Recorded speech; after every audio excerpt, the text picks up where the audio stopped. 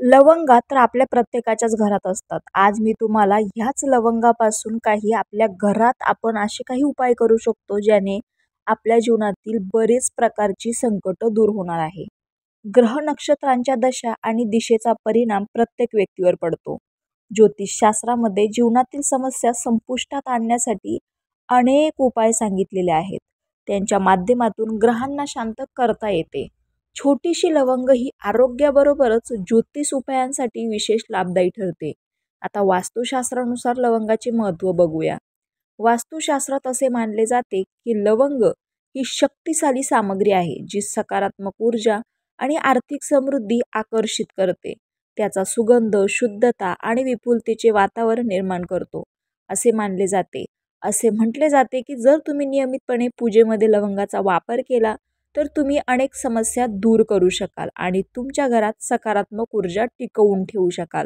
तसेच वास्तुशास्त्रात असे मानले जाते की कापूर आणि लवंग जाळल्याने घरातील वातावरण शुद्ध होते आणि सर्व नकारात्मक ऊर्जा दूर होतात.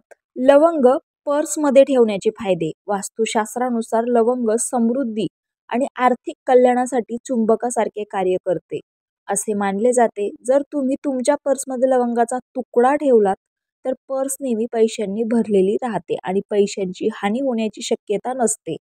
पर्समध्ये लवंग ठेवल्याने तुमच्या जीवनात संपत्ती आणि विपुलता येते.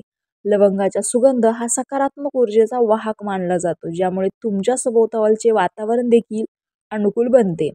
वास्तुशास्त्रानुसार लवंगात शुद्धीकरणाचे गुणधर्म असतात. वास्तुशास्त्रामध्ये असे मानले जाते की आपल्या पर्समध्ये लवंग ठेवल्याने पैशाशी संबंधित ऊर्जा शुद्ध होते. तुमची पर्स समृद्धी आणि संपत्ती आकर्षित करण्यासाठी अनुकूल बनते. ही प्रक्रिया तुम्हाला अनावश्यक खर्चापासूनही वाचवते. जर तुम्ही शुक्रवारी देवी दुर्गाला 3 अख्ख्या लवंगा अर्पण केल्या आणि त्या तुमच्या पर्समध्ये ठेवल्या तर तुम्हाला त्याचे अनेक पटींनी जास्त फायदे होतील.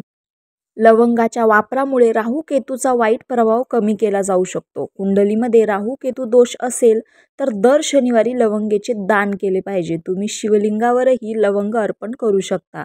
40 दिवसापर्यंत सातत्याने जर तुम्ही असे केले तर सर्व वाईट प्रभाव संपुष्टात येतात.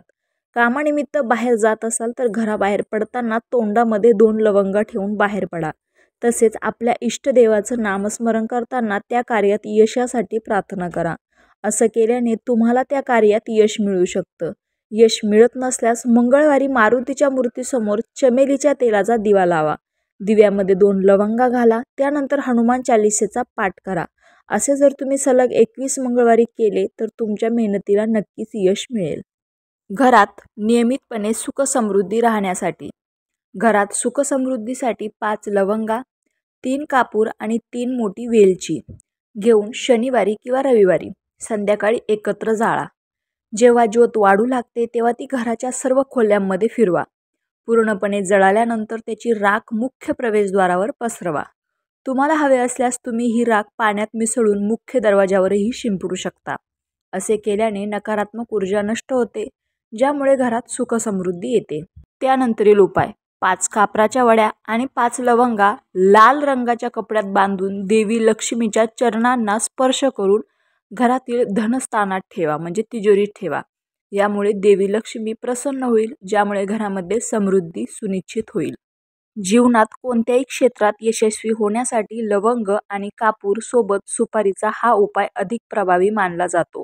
अशा परिस्थितीत प्रयत्न करूनही तुम्हाला जर तुमच्या करिअरमध्ये योग्य ते स्थान मिळत नसेल तर सुपारीच्या पानात लवंग, सुपारी आणि वेलची ठेवा आणि गणेशाला अर्पण करा आणि प्रार्थना करा. असे केल्याने तुम्ही तुमच्या कामात यशस्वी व्हाल.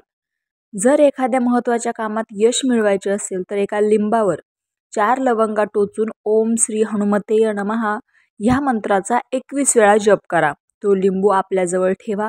हनुमानाच्या कृपादृष्टीने तुमचे प्रत्येक काम यशस्वीरित्या पार पडेल.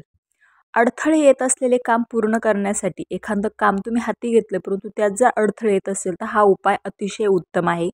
गणेश चतुर्थीच्या दिवशी उजव्या सोंडेच्या गणपतीचा फोटो घरात किंवा दुकानात लावावा व त्या फोटोची आराधना करून त्यापुढे लवंग आणि सुपारी ठेवावी आणि कामासाठी बाहेर जाताना 1 लवंग आणि 1 सुपारी बरोबर न्यावी.